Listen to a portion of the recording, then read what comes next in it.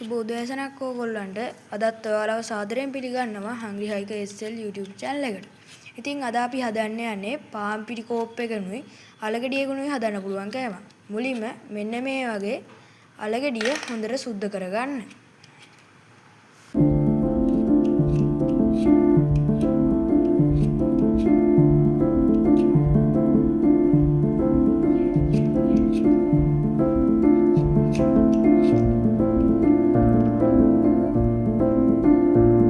මේ වගේ අලගෙඩි ටික සුද්ධ කරගත්තාන් පස්සේ මේ වගේ තීරු තීරු වලට කපා ගන්න.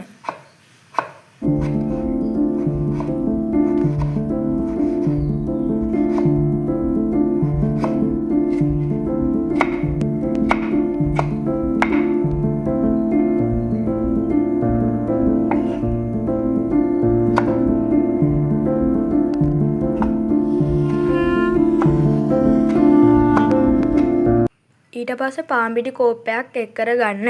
ඒකට ගම්මිරිස්, කහ, මිරිස් කුඩු, ලුණු ආදිය එක් කරගන්න.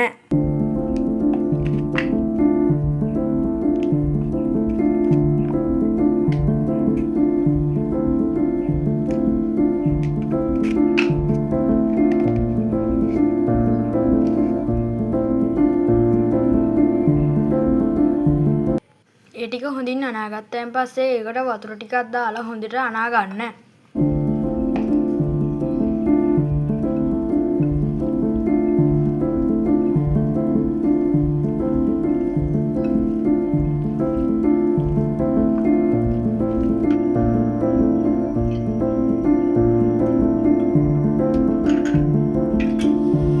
තෙල් ටික රත් වුණාන් පස්සේ මේ වගේ ගුලි හදාගෙන තාච්චියට බැදෙන්න දාන්න.